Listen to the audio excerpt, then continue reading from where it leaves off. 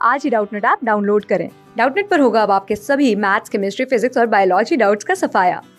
बस अपने क्वेश्चन की फोटो खींचो, उसे क्रॉप करो और तुरंत वीडियो सॉल्यूशन पाओ। Download now. नमस्कार दोस्तों, आज का हमारा सवाल है ABCD एक समलंब चतुर्भुज है जिसमें AB समांतर DC और AD बराबर BC है। दर्शाइए कि कोण A हमारे पास कोण B के बराबर है, कोण C कोण D के बराबर है, त्रिभुज ABC सर्वांग समय त्रिभुज BAD के और विकर्ण AC बराबर विकर्ण BD है। तो आइए इस क्वेश्चन को सॉल्व करते हैं। तो यहाँ पे हमें क्या बोल रहा है कि ABCD एक समलंब चतुर्भुज है और ये वाली दोनों भुजाएं AB और CD हमारे पास समांतर है और ये AD और BC हमारे पास क्या है, समान भुजाएं बराबर दे रखी है। तो यहाँ पर हमें क्या सिद्ध करना है कि कोण A बराबर कोण B, तो मतलब ये कोण इसके बराबर है और कोण D बराबर कोण C, तो हमें ये सिद्ध करना है यहाँ पे। तो सबसे पहले मैं क्या करूँगा, B को मैंने आगे की तरफ DC के समांतर ही मैंने AB को आगे की तरफ बढ़ाया E तक और इसे C से मिलाया। CE जो है वो हमारे पास AD के समांतर खींची हुई एक रेखा है। तो यहाँ पर मैं क्या लिख सकता हूँ, अगर मैं चतुर्भुज ADCE की बात करूँ तो यहाँ से मैं पहले तो लिख सकता हूँ कि हमारे पास AB समांतर CD था और AB को ही मैंने आगे की तरफ CD के समांतर बढ़ाया है, तो AE है वो CD के समांतर होगा। तो यहाँ पे मैं क्या लिख सकता हूँ, यहाँ पे मैं लिख सकता हूँ AE समांतर CD। तो AE समांतर CD है, तो इससे मैं क्या बोल सकता हूँ कि ADCE एक क्या है, समांतर चतुर्भुज है। AECD एक समांतर चतुर्भुज है। समांतर चतुर्भुज क्या होता है कि भुजाओं का एक युग्म हमारे पास क्या होना चाहिए, समांतर। तो यहाँ पे AE समांतर क्या है, CD। तो अब AECD समांतर चतुर्भुज है, तो मैं यहाँ से लिख सकता हूँ कि AD है वो हमारे पास क्या हो जाएगा, यहाँ से AD दूसरी भुजाओं का युग्म भी समांतर होगा, AD समांतर CE। तो यहाँ पर AD समांतर CE है।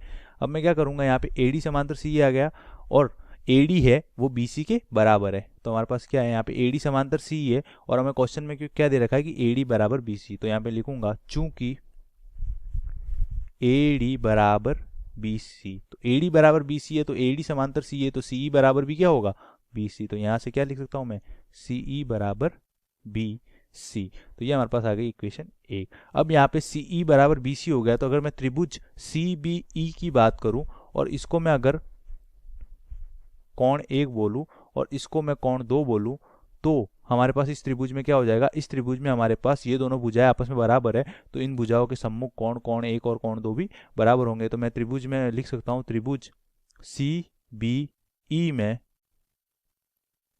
कोण 1 या कोण CEB बराबर कोण CBE, क्योंकि यहाँ पे हमारे पास CE बराबर BC है। तो यहाँ पे मैं लिख सकता हूँ समीकरण 1 से सम्मुख भुजाओं के जो सम्मुख कोण होते हैं वो भी हमारे पास क्या होते हैं, त्रिभुज में बराबर। तो यहाँ पे कोण CEB बराबर कोण CBE। अब यहाँ पे मैंने इसको कोण 1 बोल दिया, इसको कोण 2 बोल दिया, इसको मैं कोण 3 बोल देता हूँ और ये हो जाएगा हमारे पास कोण 4। तो यहाँ पर समांतर चतुर्भुज में हम क्या लिख सकते हैं, समांतर चतुर्भुज में यहाँ पे हमारे पास AECD समांतर चतुर्भुज है। समांतर चतुर्भुज में जो ये कोण होता है, कोण A और कोण C, उसका जो योग होता है वो कितना होता है, 180 डिग्री पे, क्योंकि ये समांतर एक सरल रेखा पे बने हुए कोण होते हैं। तो यहाँ पे मैं लिख सकता हूँ कि AECD में कोण 1 प्लस कोण 4 बराबर 180 डिग्री। समांतर चतुर्भुज में जो यहाँ पे हमारे पास कोण होते हैं वो हमारे पास क्या होते हैं, इनका योग 180 डिग्री होगा और कोण D और कोण C का योग 180 डिग्री होगा। क्योंकि ये सरल रेखा है तो हमारे पास इधर अगर मैं इसको बढ़ाऊंगा आगे की तरफ, तो हमारे पास जो ये कोण यहाँ पे बन रहा है, क्योंकि ये दोनों रेखा समांतर है, तो ये कोण जितना यहाँ पे बन रहा है तो यहाँ पे भी ये रेखा और ये रेखा भी समांतर है। तो दो समांतर रेखाओं को एक अगर रेखा काटती है तो हमारे पास ये जो कोण बनते हैं वो क्या होते हैं, बराबर होते हैं। तो यहाँ पे ये कोण और ये कोण भी बराबर होगा, तो इन दोनों कोणों का योग कितना हो जाएगा, ये हमारे पास कोण 1 हो जाएगा। तो कोण 1 और कोण 4 समांतर चतुर्भुज में कितना होता है, 180 डिग्री। इसी प्रकार यहाँ पे अगर मैं इस रेखा की बात करूँ AE, तो कोण B यहाँ पे मैं बात करूँ तो हमारे पास ये वाला कोण 3 और कोण 2 ये भी एक सरल रेखा और बनने वाले कोण, तो इन दोनों का योग भी हमारे पास क्या हो जाएगा, इन दोनों का योग भी हमारे पास क्या हो जाएगा, 180 डिग्री। तो यहाँ पे मैं लिख सकता हूँ कोण 2 प्लस कोण 3 बराबर 180 डिग्री। यहाँ पे मैं लिख सकता हूँ कि सरल रेखा पर बनने वाले कोणों का योग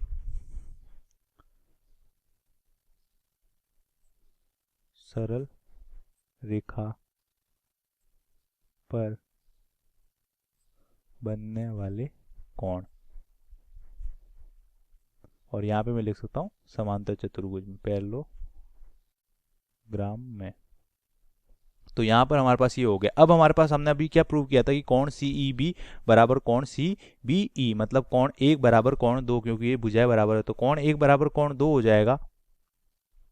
अगर कोण एक बराबर कोण दो हो जाएगा तो अगर मैं इसको मैं समीकरण एक बोल दूं और ये हमारे पास अगर समीकरण दो हो जाए तो यहां से मैं क्या लिख सकता हूं, समीकरण एक व दो से दोनों 180 डिग्री बराबर है दोनों का योग, तो मैं लिख सकता हूं कोण एक प्लस कोण चार बराबर कोण दो प्लस कोण थ्री। तो यहाँ पे मैं लिखूंगा चूंकि कोण एक है वो हमारे पास कोण एक हमारे पास कोण दो के बराबर है, कोण एक है हमारे पास वो कोण दो के बराबर है, इसलिए कोण चार बराबर कोण तीन। तो कोण चार हमारे पास क्या था, कोण चार हमारे पास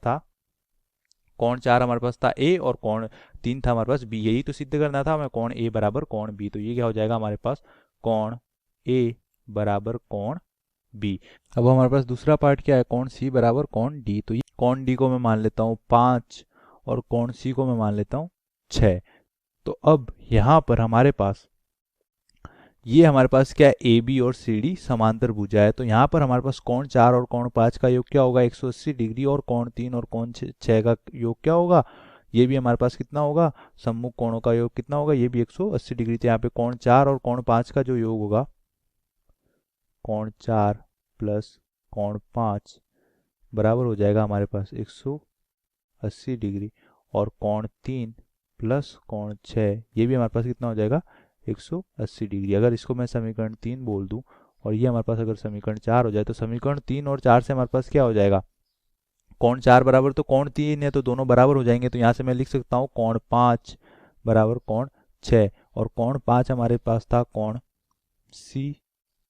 कोण डी और कोण सी। कोण पाँच हमारे पास क्या था, कोण डी और कोण सी। तो ये हमारे पास सेकंड पार्ट प्रूव होगा, कोण डी बराबर कोण सी। अब हमें थर्ड पार्ट क्या प्रूव करना है, थर्ड पार्ट में हमें प्रूव करना है यहाँ पे कि ए बी सी सर्वांगसम बी ए डी। तो ए बी सी बनाने के लिए मेरे को एक डायगोनल खींचना पड़ेगा यहाँ। तो अब हम यहाँ पे अगर त्रिभुज ए बी सी और त्रिभुज ए बी डी की बात करें तो हमें यहाँ पे सबसे पहले तो इस त्रिभुज की बी सी भुजा और इस त्रिभुज की ए डी भुजा हमें बराबर दे रखी है। तो एक तो हमारे पास ये हो जाएगी, दूसरा हमारे पास जो ए बी भुजा है वो दोनों में उभयनिष्ठ हो जाएगी, और थर्ड हमारे पास हमने कोण चार और कोण तीन को ए बी सी में तो कोण तीन हो जाएगा कोण बी, और ए बी डी में कोण ए, ये हमारे पास क्या है बराबर। तो यहाँ से दोनों त्रिभुज क्या हो जाएंगे सर्वांश। तो यहाँ पे त्रिभुज ए बी सी और त्रिभुज बी ए डी की बात करूं मैं, तो त्रिभुज ए बी सी व त्रिभुज ए बी डी में हमारे पास ए बी बराबर ए बी, ये हमारे पास क्या हो जाएगी उभयनिष्ठ भुजा।